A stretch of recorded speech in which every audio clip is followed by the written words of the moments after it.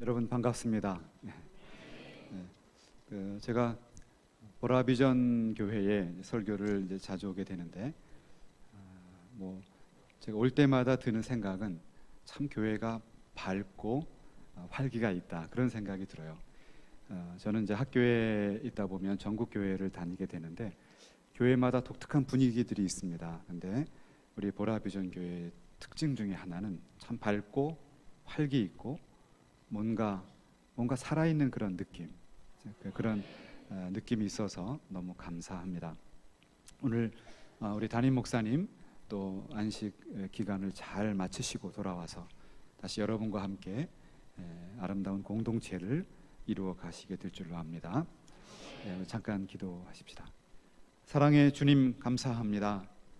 오늘 이 복되고 아름다운 6월의 첫날 주일에 사랑하는 하나님의 자녀들 함께 모여서 경배와 찬송을 드립니다. 우리 마음속에는 여전히 세상의 많은 문제들과 나 개인과 가정과 직장과 이 사회의 많은 짐들을 가지고 있지만 이 시간 하나님이 주시는 말씀을 통해서 그 모든 짐들이 내려놓아지고 또 새로운 힘을 얻어서 하나님의 백성답게 살 수 있도록 은혜를 주시기를 원합니다. 말씀과 더불어 역사하시는 성령께서 이 시간 우리의 마음을 주장하시고 우리 안에 하나님의 말씀을 담을 수 있는 공간을 만들어 주시옵소서. 예수님의 이름으로 기도하옵나이다. 아멘.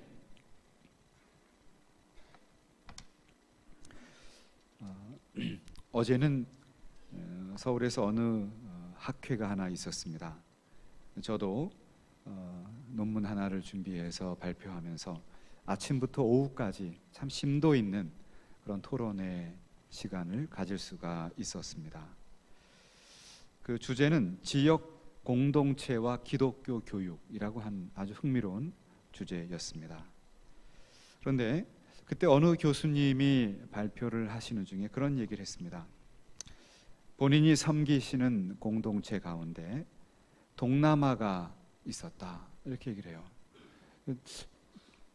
이분이 혹시 동남아 선교하시는 교수님이신가 그러는데, 이 동남아가 뭐냐 그랬더니 동네 남아도는 아줌마라고 합니다. 제가 어제 새로운 세계를 경험하게 되었어요. 근데 본인이 섬기시는 공동체에 동남아가 많았는데 점차 그분들이 신실한 하나님의 제자로 세워져 가는 것을 볼 수 있었다, 이런 얘기를 하는 것을 들었습니다. 우리 보라비전 교회는 동남아는 하나도 안 계신 것 같고 신실한 하나님의 제자들, 주님의 제자들이 많이 계신 것 같아서 감사합니다. 그런데 이제 그 많은 학자들이 하루 종일 이런저런 토론을 하고 정말 심도 있게 기독교 교육과 지역 공동체를 놓고 토론을 했는데요. 그때 참 많은 생각들을 하게 되었습니다. 서구에서는 200~300년, 약 200년에서 300년에 걸쳐서 근대화가 진행되었다는 것이죠. 그러니까 17, 18세기부터 시작해서 약 200~300년에 걸쳐서 진행된 근대화가 우리 한국에서는 몇 년 동안에 진행됐을까요? 50년에서 60년이라고 합니다. 그러니까 대단한 민족이죠. 소위 말하는 압축 성장이라고 할 수가 있는데, 이것은 경제뿐만이 아니라 사회의 모든 영역에서 서양에서는 200~300년에 걸친 것이 50년, 60년 만에 압축해서 진행된 것이 한국이라는 것입니다. 그런데 이것은 긍정적인 면도 있지만 부정적인 면도 심각하게 있다는 사실입니다. 그래서 한국 가족이 특별히 변화가 되었는데, 한부모 가정, 독신 가족, 기러기 가족, 무자녀 부부 가족, 재혼 가족, 동거 가족 등등 아주 정형적이지 않은 그러한 신개념의 가족들이 나타나면서 가족이 위기를 겪고 있다. 이것은 꼭 한국 사회가 큰 위기를 겪고 있다는 것을 의미하는 것입니다. 또 부모나 자녀와 함께 살지 않는 혼자 살고 있는 1인 가구가 급증하고 있습니다. 그래서 결혼보다는 나 자신의 삶을 선택하는 20대, 30대가 늘고 있고요. 또 가부장적인 그런 가족 시스템을 거부하는 그런 젊은 세대들이 늘고 있고, 또 이런저런 그런 개인적인 이유 때문에 결혼 정년기를 넘기고, 그리고 심지어는 뭐 결혼할 의지가 별로 없는 뭐 그런 젊은 세대들도 많이 늘고 있다는 사실이죠. 이제는 우리 사회는 나 홀로라고 하는 가족, 이제 노인들도 홀로 된 노인들도 많이 혼자 살고 계시는데요. 이제는 나 홀로 가족의 수가 급증하고 있는데, 어느 정도냐 하면 전체 한국 가구 중에서 약 25%가 1가구라는 겁니다. 그러니까 4명 중에 1명은 1인 가구다, 이런 심각한 이제 통계를 객관적인 데이터를 볼 수가 있었습니다.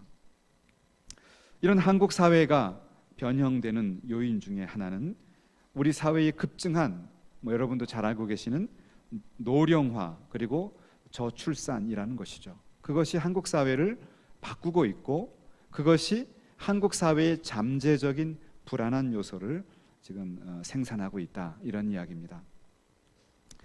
그래서 예를 들면 우리 유럽에 프랑스라고 한 나라가 있죠. 에펠탑이 있는 이 프랑스는 고령화 사회에서 그 전체 인구의 20%가 고령 인구가 되는 것을 초고령화 사회라고 하는데요.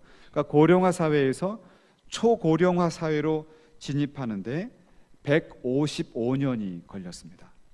그런데 한국은 26년 만에 고령화 사회에서 초고령화 사회로 도입하고 있다, 진입하고 있다, 이렇게 말하고 있습니다.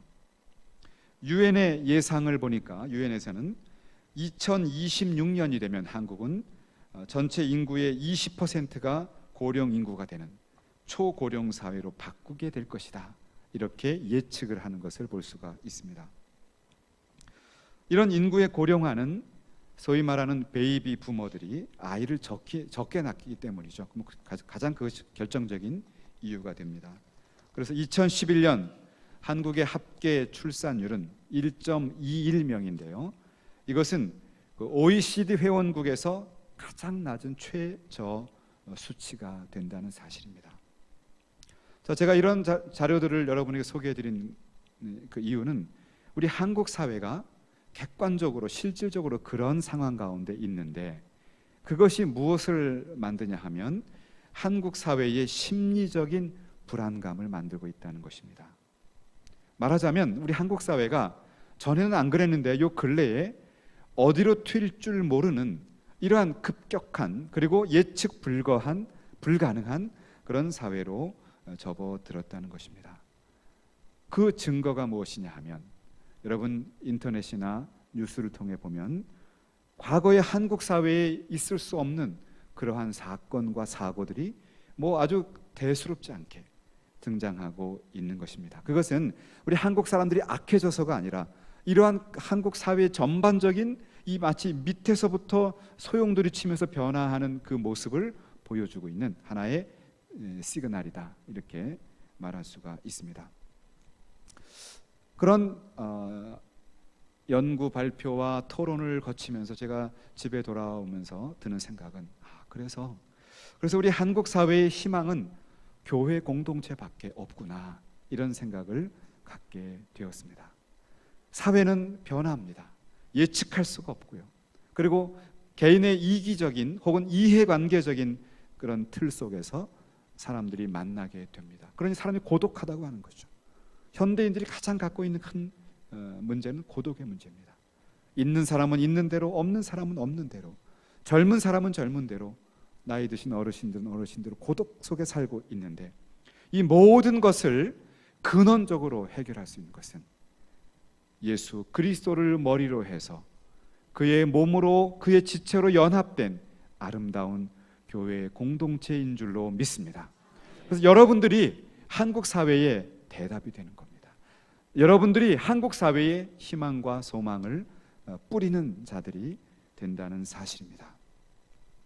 이런 상황을 우리가 전제하면서 오늘 하나님 말씀을 같이 나누고자 원하는 것입니다.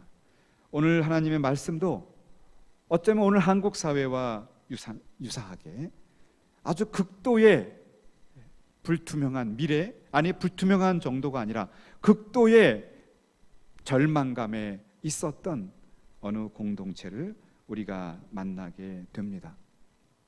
그 공동체의 주인공들은 바로 히브리인들, 이스라엘 공동체였습니다. 하나님께서는 그 이스라엘 백성들을 보호하셔야 할 책임이 있습니다. 왜냐하면 그 이스라엘 자손을 통해서 인간을 구원할 메시아를 보내주시기 때문입니다. 그래서 이스라엘을 보호해야 되는데 이 팔레스타인의 극심한 가뭄이 들 것을 아시고 하나님께서는 미리 요셉을 애굽으로 보내게 됩니다.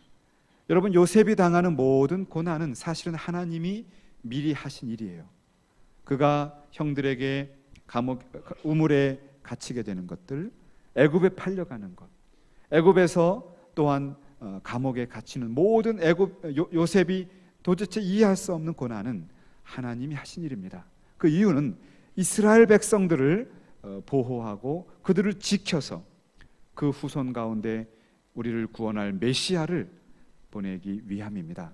그런데 그 과정 중에 절대절명의 위기 상황이 나타납니다. 그것은 애굽의 왕 가운데 요셉을 총리로 세운 왕 말고 그 이후에 요셉을 알지 못하는 왕이 애굽의 바로가 들어서면서 점차 인구가 늘어나고 점차 아주 무서운 정도로 결집하고 있는 이 히브리인들이 아주 위험 요소가 되는 것입니다. 눈에 가시가 되는 거예요. 그래서 그들을 제거할 방안을 마련하게 됩니다. 그래서 그 애굽 바로는 비돔과 라암셋이라고 하는 그런 성을 건축하는데 강제로 그들을 동원해서 그들이 아주 일에 지치고 일에 아주 진이 배겨서 도대체 어떤 다른 생각을 갖지 못하도록 만드는 그런 일을 하게 됩니다. 이런 상황 속에서 그들이 가질 수 있는 희망은 다음 세대 자녀들이죠. 나는 비록 노예처럼 애굽에 살고 있지만 내 자녀만큼은, 내 아들과 딸만큼은 좋은 환경에서 살게 해주고 싶다, 이런 생각을 갖게 됩니다. 그런데 오늘 성경에 보면 이런 한 가닥 희망조차도 완전히 다 사라지는 것을 보게 됩니다. 뭐냐 하면 이제 바로가 뭐라고 말하냐면 아들을 낳게 되면, 히브리인이 아들을 낳게 되면 다 죽여버리라는 것입니다. 여러분 생각해 보세요.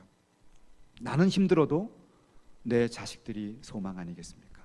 그것이 우리가 그래도 이 세상을 그래도 희망을 갖고 살아나가는 이유 아니겠습니까? 그런데 그 어려운 가운데 있는 그 이스라엘 백성들에게 아들을 낳으면 죽여버리라고 하는 겁니다. 이거는 원천적으로 유대인들, 특히 히브리인들, 그들의 씨를 말리는 아주 무서운 그런 상황이 아닐 수가 없습니다. 고난의 절정에 달하게 됩니다. 이런 마음을 시편 기자는 이런 슬픈 노래로 말하고 있습니다. 여호와여, 언제까지이니까? 스스로 영원히 숨기시리이까? 주의 노가 언제까지 불붙듯 하시겠나이까? 하나님이 자신을 숨기고 계신 거예요. 이런 고난 속에서도, 히브리인들의 간절한 탄원 속에서 하나님은 하나님의 구원을 진행시키고 계십니다. 그 구원의 신호가 모세죠. 하나님은 모세라고 하는 인물을 통해서 이스라엘 백성들을 구원할 계획을 갖게 됩니다. 그것이 출애굽기 2장에서 3장에 등장하는 내용입니다. 그런데 오늘 출애굽기 1장의 뒷부분에 보면은 이러한 모세가 태어나서 모세가 하나님의 구원 계획을 이루면서 이스라엘 백성들을 애굽에서 가나안으로 인도하는 이 역사가 그냥 우연히 쉽게 되는 일이 아니라는 것을 보여줍니다. 하나님의 아주 은혜와 섭리 가운데 진행되는 것을 보여주는 것이 오늘의 본문의 말씀입니다. 먼저 본문을 잠시 한번 보시죠. 출애굽기 2장 15절에서 20절까지입니다. 이 본문을 잘 눈으로 보시면은 한 가지 흥미로운 사실이 발견이 됩니다. 15절과 16절에서 잘 보시면 그 문장의 주어는 애굽의 왕입니다. 애굽의 왕. 애굽의 왕이 말하고 있고요. 그리고 또 에브의 왕이 또 말하고 있습니다. 이것이 15절과 16절입니다. 그런데 17절에 보시면은 문장의 주어가 히브리 산파들입니다. 산파가 뭐 하는 분들이 아시죠? 아기를 낳으면 아기를 받아주는 그런 여인들입니다. 그리고 다시 18절이 보면은 18절을 보시면 애굽의 왕이 주어로 등장하고 있습니다. 그리고 19절에 다시 히브리 산파들이 대답을 하고 있습니다.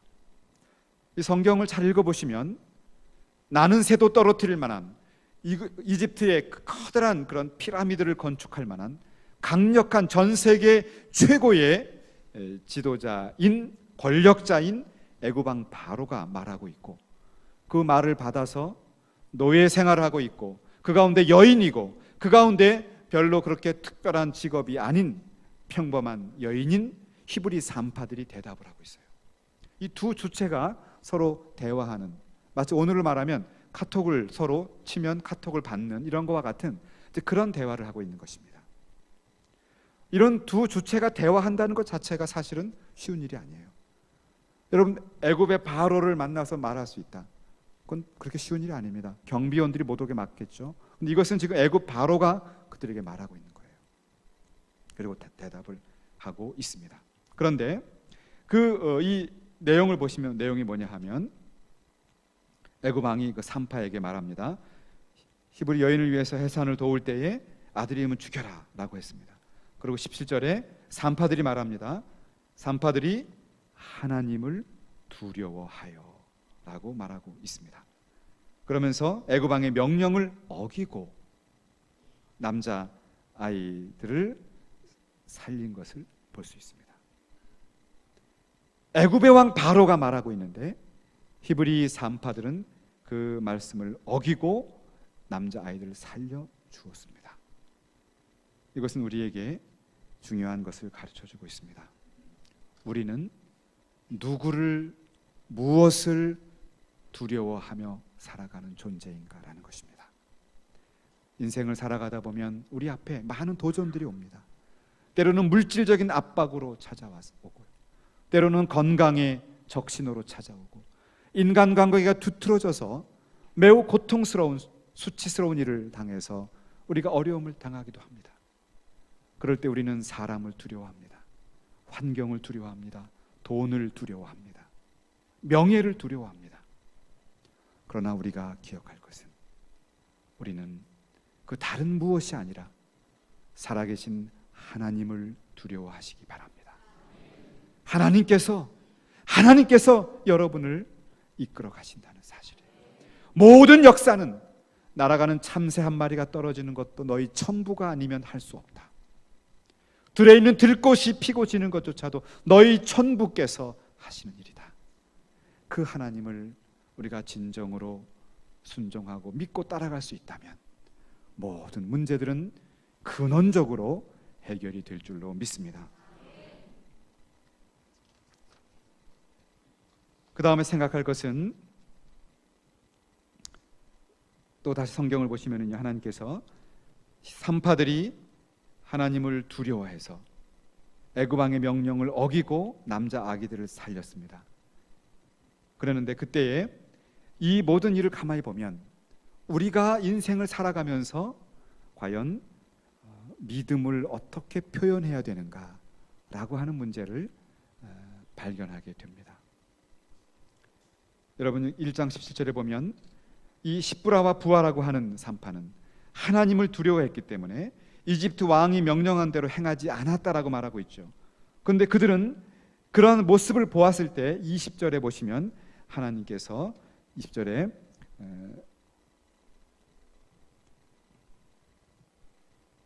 은혜를 베푸셨다 이렇게 말합니다. 이 은혜를 베푸셨다는 말은 원래는 God was so good 이런 말이에요. 하나님께서는 그렇게 그들에게 좋은 일을 행하셨다, 좋은 분이 되셨다 이런 말입니다. 히브리 백성들은 생육이 번성하고 심히 강대하게 되었습니다. 하나님을 경외했기 때문에 그들은 그들의 집이 흥왕하는 것을 우리가 볼 수가 있어요. 그 조건이 무엇인지 압니까? 하나님에 대한 순종입니다. 하나님의 말씀, 하나님 그 자체, 그분을 순종하고 살아갈 때 하나님은 그들에게 큰 은혜를 베푸시는 겁니다. God was so good. 하나님 그렇게 좋은 분으로 여러분에게 나타나는 것입니다.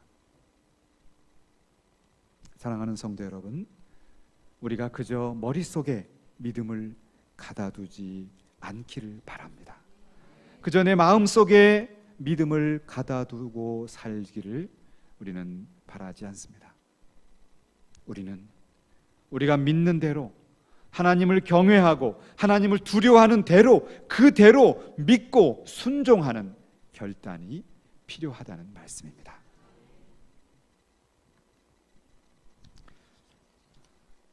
지난주 화요일 날 네덜란드에서 파란 개신교 신학대학교 프로테스탄서 테올로기서 유니베시테이트라고 하는 그 대학의 총장님이 이제 그분은 오늘 9월에 은퇴하시기 때문에 총장직을 내려놓고 이제 은퇴를 하십니다.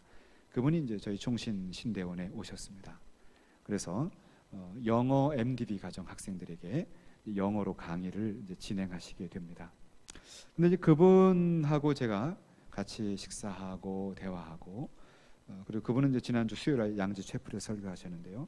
같이 교제하면서 제가 참 많은 것을 깨닫게 됩니다. 그분과 이야기하는 중에 이제 그런 학생들하고 혹은 또 기자들, 신문 기자들도 이제 이렇게 또 볼 수 있는데 이야기하는 중에 그런 대화를 나눈 적이 있어요. 요즘 한국 사회가 현대 사회가 참 많은 그 소비주의, 향락주의, 세속화 이런 흐름 때문에 한국 교회가 참 어려움을 겪는 것 같다. 전 세계 교회가 다 그렇다. 거기에 대해서 어떻게 생각하십니까? 좋은 방법, 이걸 뚫고 나갈 좋은 그런 어떤 그 묘책이 있습니까? 이런 대화들이 이제 오가게 되었습니다. 근데 그분이 이제 그런 이야기를 해요. 사회는 점점 더 그렇게 돼갈 겁니다. 사회는.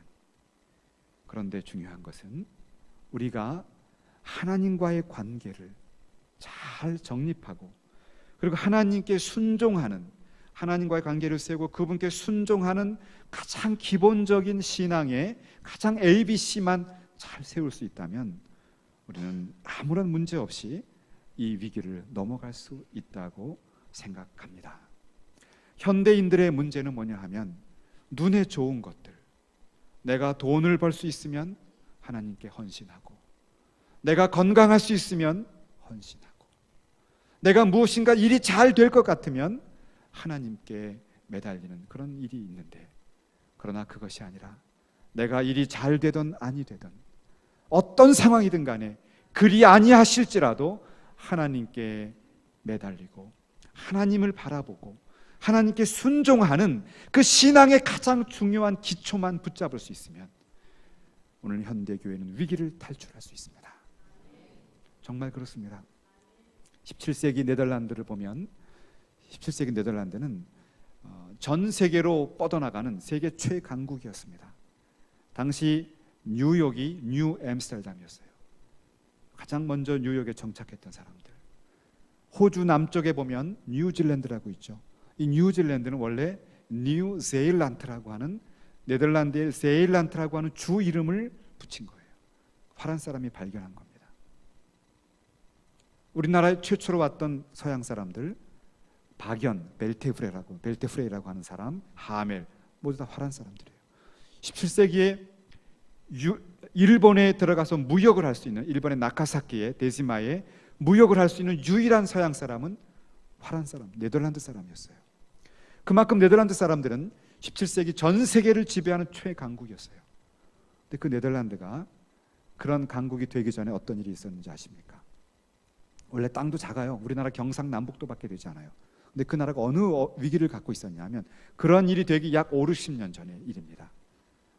5, 60년, 70년 전에 우리가 믿고 있는 이러한 신앙, 이런 신앙을 가지고 있으면 그 신앙의 이유 때문에 화영대에 올라가는 일이 발생했습니다. 여러분, 유럽 사람들 멋있고 근사해 보이지만 옛날 16세기 흑역사를 갖고 있어요. 우리가 믿는 이 신앙, 성경적인 신앙을 갖고 있으면 그 신앙 때문에 국가가, 그 당시 스페인 왕이 네덜란드를 지배하고 있었는데 스페인 왕이 그들을 잡아서 화형대에서 다 죽여버렸어요. 순교를 당했어요. 그때 히도드 브레라고 하는 한 목사님이 있었습니다. 그분은 학자이자 목사님이에요. 히도드 브레 목사님은 그 어려운 상황 가운데도 자신의 가족들을 데리고 피신하고, 때로는 얼굴을 수염을 붙이고 모자를 쓰는 등 이렇게 변장을 하면서 그렇게 믿음의 공동체를 섬기고 신앙을 북돋는 일을 했어요. 그러다 결국은 1567년경에 붙잡혀서 순교를 당하게 됩니다. 그런데 그분이 그렇게 순교를 당하기 전까지 열심히 신앙의 공동체를 섬겼고, 그분에 의해서 말씀을 듣고 예수를 믿고 하나님께 헌신하는 그 공동체들이 박해가 심하면 심할수록 오히려 더 뿌리를 내리고 강력한 신앙의 공동체가 되면서 결국 그들을 박해하던 스페인으로부터 독립을 쟁취해내고 드디어 세계 최초로 개혁주의 신앙을 믿는 그런 국가로 독립을 하게 된 겁니다. 1648년의 일이에요. 1648년이 되기까지 1560년대 약 7, 80년 그 기간 동안에 하나님께서는 그러한 숨어있는 하나님의 백성들의 그 고난을 통해서 일하신 것을 볼 수가 있다는 것입니다. 그런 경험을 했기 때문에 아무리 세상이 나를 공격하고 아무리 경제적인 문제 때문에 정말 숨통이 트이지 않아서 살 수 없게 느껴지고 혹은 이런저런 어려움들 혹은 이런저런 도전들이 있을 때 여러분 두려워하지 아니할 것은 그 가운데 살아계신 하나님, 그분을 향한 우리의 신앙만 굳건히 붙잡을 수 있다면, 그것 하나만 여러분이 굳건히 붙잡을 수 있다면 반드시 승리하게 될 줄로 믿습니다. 역사는 그것을 증거해 주고 있어요. 오늘 히브리인의 모습도 바로 그러한 모습입니다. 그런데 오늘 성경을 잘 보십시다. 앞에 15절에서 16절에 애굽의 왕이, 애굽 파라오, 애굽 바로가 그들에게 지금 압박을 가하죠. 너희들 아들을 낳으면 다 죽여버려라, 그렇게 말합니다. 그럴 때 17절에 그들이 하나님을 두려워해서 아이를 살렸어요. 그럴 때 18절에서 애굽 왕이 지금 산파를 부른 겁니다. 이건 굉장한 위기 상황이죠. 마치 김정은 앞에 지하교회 성도들이 붙잡혀 간 것과 같은 그런 상황이에요. 애굽 왕 앞에, 바로 앞에 산파들이 왔습니다. 왜 이렇게 했느냐?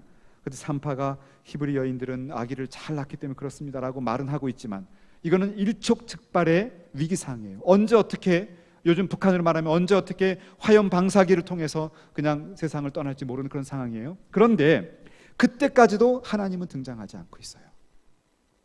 참 이상합니다. 애굽 왕이 말하고 그가 변명하고 다시 애굽 왕이 부르고 그가 말하는 이러한 일련의 과정 중에 주어는 항상 애굽 왕과 히브리 산파였어요. 하나님은 등장하지 않습니다. 아까 제가 봤던 시편의 말씀처럼 하나님 언제까지 침묵하시겠습니까? 여기서 우리는 하나님의 침묵을 보게 됩니다. 우리가 신앙생활하면서 하나님께 기도하면서 우리가 하나님께 매어 달릴 때에 우리가 정말 어려운 것은 무엇인 줄 아십니까? 하나님의 침묵이에요.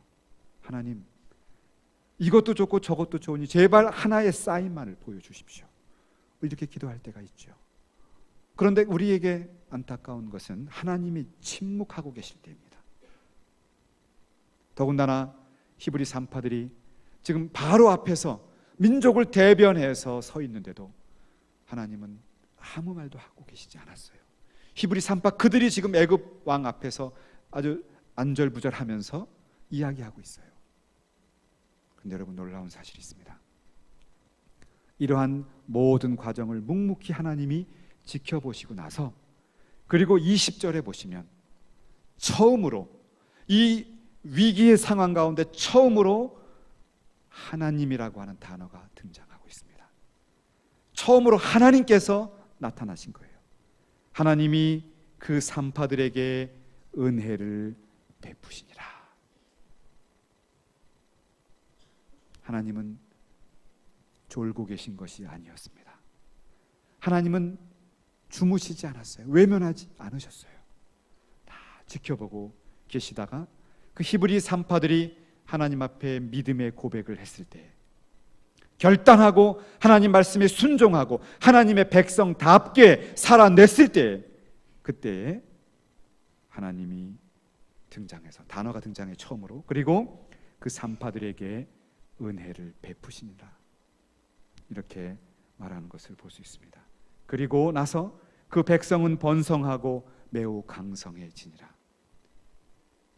21절, 그 산파들은 하나님을 경외하였으므로 하나님이 그들의 집안을 흥왕하게 하신지라, 이렇게 말하고 있습니다. 사랑하는 성도 여러분,